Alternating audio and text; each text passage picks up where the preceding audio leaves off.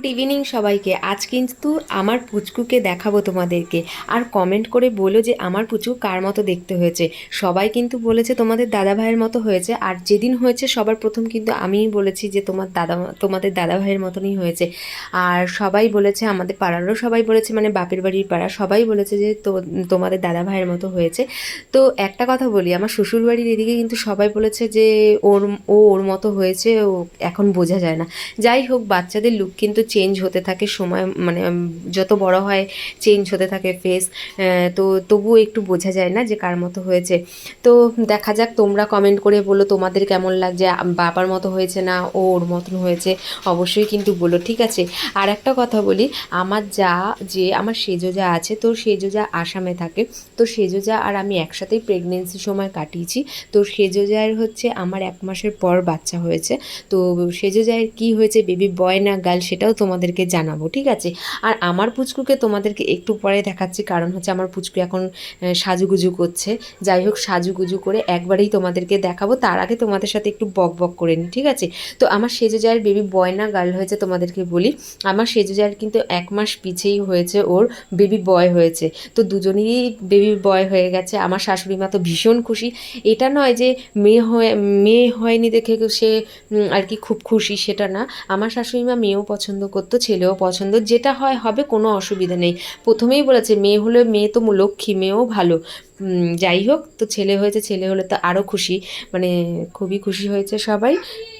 আমার কিন্তু ভোট পড়েছে ছেলেতেই, মানে সবাই কিন্তু দেখে আমায় বলেছিল যে তোর ছেলেই হবে, ছেলেই হবে, মানে মানে কি বলবো, মহিলা থেকে পুরুষ থেকে শুরু করে সবাই বলেছিল আর কি তোর ছেলেই হবে। আমি খুব লজ্জা পেয়ে যেতাম যে যখন নাকি ছেলেরাও বলতো কি রে তোর ছেলেই হবে দেখিস, তো আমার খুবই লজ্জা লাগতো, বলতে পারতাম না কিছু তাদেরকে যে বলবো যে এরকম বলো না, মানে যাই হোক, তবুও কিছু বলতাম না। যাই হোক, ওরাও বুঝতে পেরে গেছে যে আমার ছেলেই হবে, তো ছেলেই হয়েছে। যাই হোক, আমিও খুব খুশি, মেয়ে হলেও খুশি হতাম, ছেলে হয়েছে আরও খুশি। আর ঠিক আছে, যাই হোক, অনেক কথা হয়ে গেল। তো তোমরা খুব শীঘ্রই আমার মানে জায়ের ছেলেকেও দেখতে পারবে। ওরা এখন তো আসামে আছে, ওরা মানে আসবে, আর কিছুদিনের মধ্যেই আসবে, মানে কিছুদিন মানে 1 মাস বাদে আসার কথা, তো আসবে তখন তোমাদের ওর মানে আমার সেজে যাওয়ার পুচকুকেও দেখাবো। আর আমার শাশুড়ি মা চলে এসেছে, এখানেই আছে, কারণ আমাদের বাড়ি তো নীল পুজো হয়, তোমরা সবাই জানো যে খুব বড় করে নীল পুজো হয়, বছরে প্রত্যেক বছর পুজো হয়। তো পুজো উপলক্ষে মা আবার যেহেতু 3 বছর ধরে আসামে আছে, তো আসাম থেকে পুজোর সময় আসে, আবার চলে যায়, আবার পুজোর সময়তেই আসে। তো পুজোর সময় এসছে, এখন মা এখানেই আছে। আবার যখন আমার ভাসুর আসবে তখন আবার একসাথে চলে যাবে। তো তখন তোমাদেরকে পুচকুকে দেখাবো যে ও ও কেমন হয়েছে, কার মতো দেখতে হয়েছে, তোমরা ওকে দেখেও বুঝতে পারবে। যাই হোক, ওকে তো এখন আমরা ভিডিও কলেই দেখতে পাচ্ছি। তো অনেক কথাই হলো। আজকে কিন্তু আমার পুচকুর 6ষষ্ঠী, ঠিক আছে। তো সবাই কিন্তু ওর মঙ্গল কামনা করো আর ওকে আশীর্বাদ করো তোমরা সবাই, যাতে সুস্থ সবল থাকে, ভালো থাকে। যাই হোক, এখন আমার পুচকুর নাম ঠিক করা হচ্ছে। আর আমার যেই নামটি মানে পছন্দ হয়েছে, তো সেই নামটা যদি প্রদীপে ওঠে আমরা ভীষণ খুশি হব। তো ওই নামটা আমার অনেক আগে থেকেই জানো তো পছন্দ ছিল, মানে বিয়ের অনেক আগে থেকে আমার পছন্দ ছিল যে আমার যদি কখনো বিয়ের পরে পুচকু হয় তো আমি এই নামটিই রাখবো। তো দেখা যাক কি প্রদীপের নাম ওঠে, তারপর তোমরা তো সব জানতেই পারবে কি নাম রাখা হলো। আর তোমরা অবশ্যই কমেন্ট করে বলো যে নামটা পছন্দ হয়েছে কিনা, তোমাদের কোন নামটি পছন্দ আছে, ঠিক আছে। এবার তোমরা দেখে নাও আমার পুচকুকে, এই যে হচ্ছে আমার বেবি বয়, আমার পুচকু সোনা।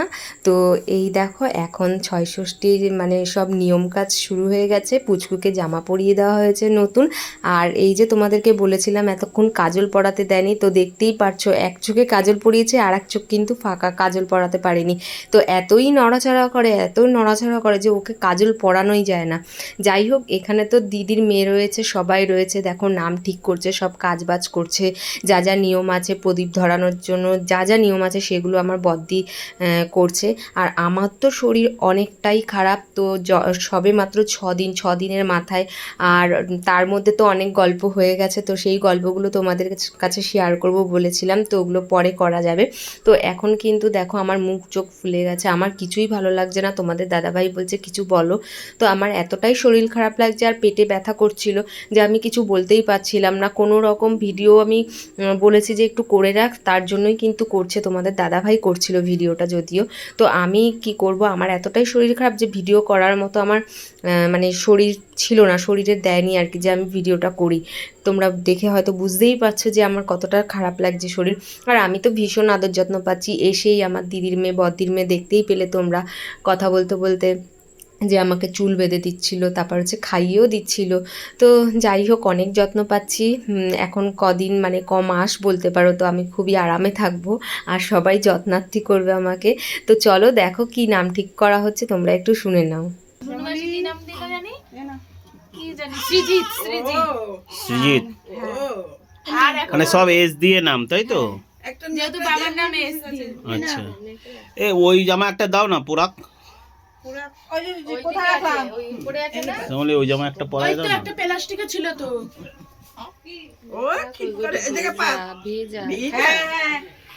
ন্যাকড়া ছিল তো। কোনটা ভেজা? এটা ভেজা, এইটা ঢুকা দড়ি সাথে।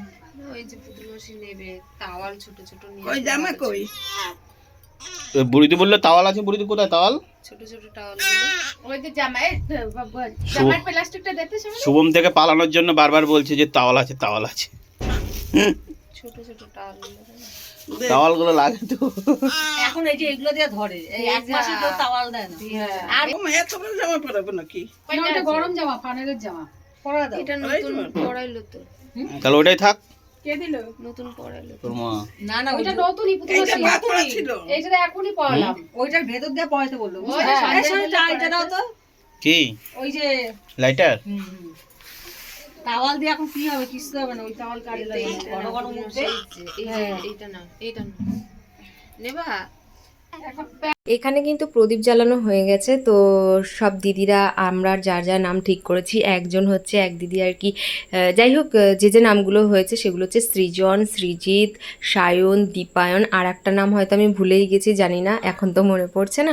তো 5টা নাম রাখা হয়, 5টা নাম রেখেছে। 5টা নাম রাখা হয় মানে যে যাই নাম দেবে যতগুলো ইচ্ছে দিতে পারে, এবার যে নামটা উঠে উঠবে আর লাস্ট বলতে যেটাই উঠবে মানে যেটাই জ্বলবে আর কি, যেই নামে জ্বলবে সেই নামটাই কিন্তু লাস্ট রাখা হয়। তোমরা সবাই হয়তো জানো। তো দেখো এখানে তো মানে কলার ফানা রয়েছে। তো এগুলো হচ্ছে নিয়মে আর কি রাখতে হয়, পুজোর মতন একটা আর কি দিতে হয়। তো মিষ্টিও দিতে হয়, সেগুলো দিদি নিয়ম কাজ করেছে। আর এখন আশীর্বাদ পালা চলবে। তো চলো দেখতে থাকো, সবাই মিলে আশীর্বাদ করবে। আর এখানে দেখো দিদিরা তো খুব হাসাহাসি করছে। আর আমার পুচকুকে দেখো, ও চোখ বন্ধ করেই সব সময় থাকে, চোখটা মানে খোলে খুব কম। তো কেউ সেইভাবে দেখতেই পাচ্ছে না ভালোভাবে যে কবে চোখ খুলবে, কবে চোখ খুলবে। আর আমার পুচকু যখন হয়েছে তো হওয়ার থেকেই ও চোখ খুলতোই না, চোখ বন্ধই থাকতো। আসল কথা হচ্ছে পেটের ভিতরে ওরা একরকম থাকে, বাইরে বেরিয়ে আলো দেখলে পরে চোখটা বন্ধই থাকে, অনেকে তাড়াতাড়ি খুলে ফেলে। তো আমার পুচকু কিন্তু চোখ খোলেনি। তো চোখটা দেখার জন্য, চোখ খোলা অবস্থায় দেখার জন্য সবাই কিন্তু আর কি মানে অপেক্ষা করছিল কবে চোখ খুলবে। এদিকে দেখো পাশের বাড়ি দিয়ে বৌদি এসছে। তো বৌদি এসে গিফট দিয়ে গেল, গিফটটা খুবই ভালো দিয়েছে, এটা কাজে লাগবে।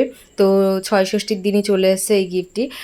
তো এটা হচ্ছে এখন দিয়ে গেল। আর এখন হচ্ছে আশীর্বাদ চলছে। তো দেখো এখন মানে আমাদের মাসি প্রথম আর কি আশীর্বাদ করছে, তারপর একে একে সবাই মিলে আশীর্বাদ করবে, সবাই ওর মঙ্গল কামনা করবে।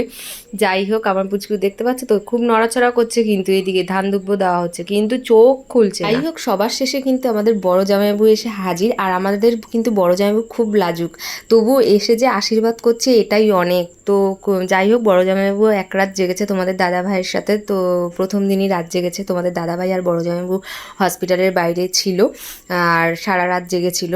তো যাই হোক এই আশীর্বাদ করছে, খুব হাসাহাসি হচ্ছিল। তোমাদের দাদাভাই খালি বলছে যে কিভাবে আশীর্বাদ করতে হয় তো সেগুলো বলো, আর সবার সামনে এরকম বলছে তো লজ্জা পেয়েছে, তবুও বলছে যে যতগুলো চুল আছে তত আয়ু থাক, মানে যত চুল হবে তত আয়ু হবে, এরকম আর কি আশীর্বাদটা করেছে। তো এই নিয়েই খুব হাসছিলাম।